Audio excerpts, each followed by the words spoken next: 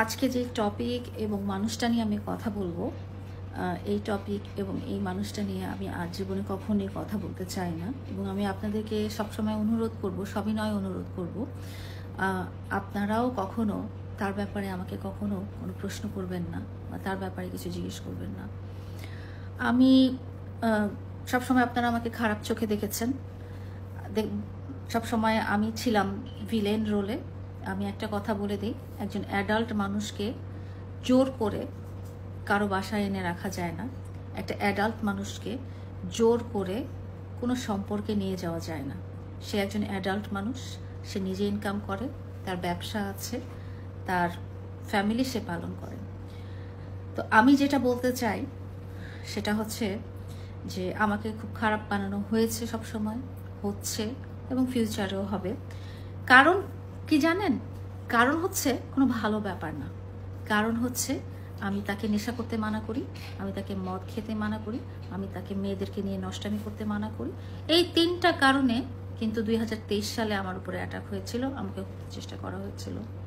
এবং এই তিনটা কারণেই কিন্তু আজকের এই ঘটনাটা, যেটা চাক্ষুষ প্রমাণ আপনারা দেখেছেন, এই ঘটনাটা আমি আজকে জানতে পারিনি।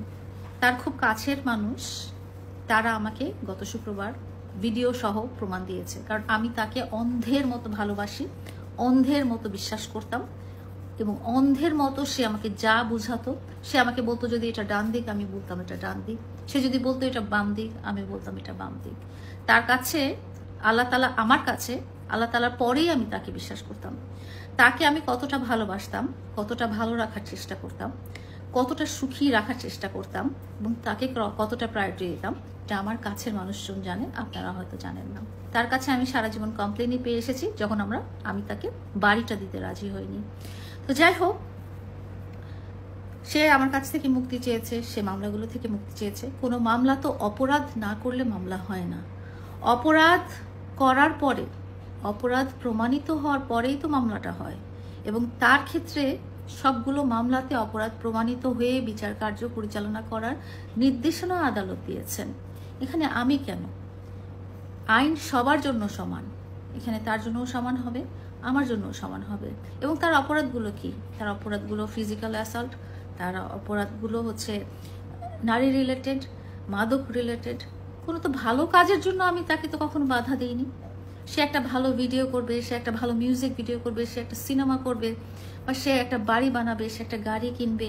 কোনোদিন কি দেখেছেন যে আমি তাকে সেসব কাজে বাধা দিয়েছি? বরং আমি তাকে উৎসাহ দিয়েছি। মাত্র 2 দিন আগে কিন্তু আমরা একটা প্রেস কনফারেন্স করলাম, যেখানে আমি বলেছি, নিজে বলেছি যে মামুন, তুমি যখন বিয়ে করবে তোমার সব কিছু আমি করে দিব। বিয়ে একটা পবিত্র জিনিস, বিয়ে আল্লাহ তাআলা দেওয়া বিধান। তুমি যখন বৈধ স্ত্রী গ্রহণ করবে তখন সব জিনিস আমি তোমাকে করে দিব। কেন বলেছি? কারণ আমি চেয়েছি, মামুন সবসময় চেয়েছি, সে যেন ভালো ভালো পথে চলে, সে যেন সুন্দর পথে চলে, সে যেন সুস্থ পথে চলে, সে যেন আল্লাহর দেওয়া বিধান পথে চলে। সে দুপুরবেলা জুম্মার নামাজ পড়ে তারপরে যদি ফেরার পথে গাঁজা খেতে খেতে লাইফ করে, সেটা তো বিধানের পথে হলো না। এবং তার সাথে আমার কনফ্লিক্ট শুধু এই ব্যাপারগুলোতেই। এবং আপনাদেরকে আমি প্রমিস করেছিলাম যে কোনো ব্যক্তিগত ব্যাপার আমরা আর আপনাদের সামনে আনবো না, শুধু আমাদের কন্টেন্ট দেখবেন, আমাদের ভিডিও দেখবেন। কিন্তু আজকে যেটা করলো সেটা হচ্ছে অনাকাঙ্ক্ষিতভাবে, আমি খুব প্রাইভেট মোমেন্টে আমার বেডরুমের ভিতরে শুয়েছিলাম, সে আমার বাসায় অনুপ্রবেশ করে সে 4-5টা লাইভ তার পেজ থেকে করে ফেললো। এবং অদ্ভুত, একটা মানুষকে তো আমি বাইক দিয়ে জোর করে আমার বাসায় নিয়ে আসতে পারবো না, এটা তো খুব সাধারণ কথা। আর তাকে আমি লোক দেখাবো কি?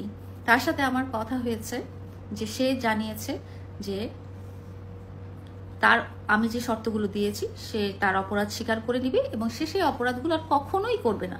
কিন্তু দেখা গেছে গত 10 দিনে সে সেই অপরাধগুলো বারবার করছে। আমি তাকে বলেছি, তুমি যদি এরকমই করতে চাও, তুমি যদি জীবনটাকে দোজখী বানায় নিতে চাও, তুমি যদি জীবনটাকে জাহান্নামী বানায় নিতে চাও, তাহলে মামলা উঠবে কিভাবে? তোমার সাথে আমার শর্ত ছিল তুমি অপরাধ স্বীকার করে নিবে, 2 নম্বর তুমি সেই অপরাধ আমি ছাড়া অন্য কোনো মেয়ের সাথে করবে না। কিন্তু দেখা গেছে যে অন্য একটা মেয়ে না, একসাথে 4-5টা মেয়ের সাথে সে সেম অপরাধ করে বেড়াচ্ছে। এবং সবগুলোর প্রমাণ সহ আমি আপনাদেরকে দিয়েছি, একটাও এডিটেড না, একটাও এআই এআই দিয়ে ক্রিয়েট করা না। এবং সে কি করছে জানেন, সে আমার সাথে এআই দিয়ে এডিট করে একজন ডিবি প্রধানের ছবি লাগিয়ে জানিয়েছে আমি নাকি মেয়েদের সাপ্লাই দিতাম। আমার ব্যাকগ্রাউন্ড সম্পর্কে কি ওকে নতুন করে বলতে হবে? আমি টিকটকার না, আমি বস্তি থেকে উঠে আসিনি।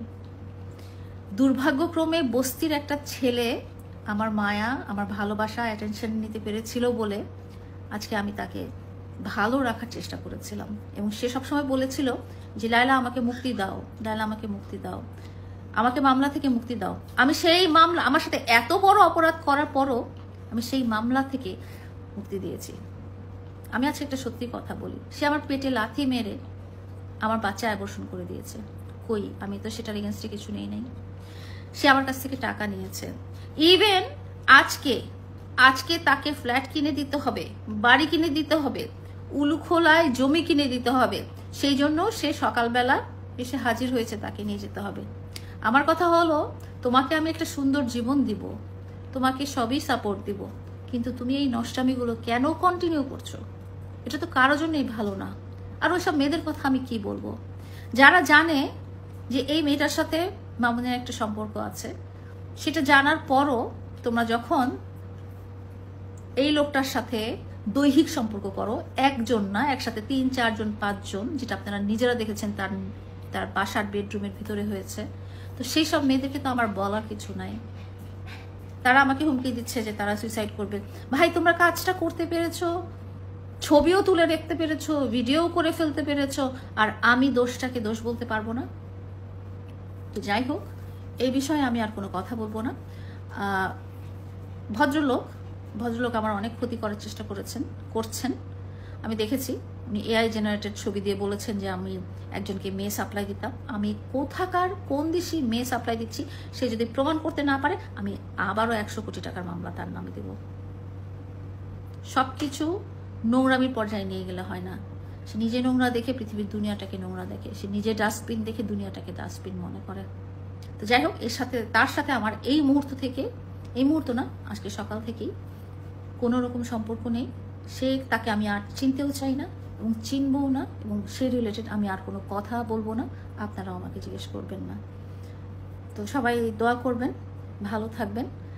আর আমার শরীরটা খুবই খারাপ ছিল এতক্ষণ, এখন আল্লাহর মধ্যে ভালো আছি। ইনশাআল্লাহ আমিও ভালো থাকবো, আমার জন্য দোয়া করবেন।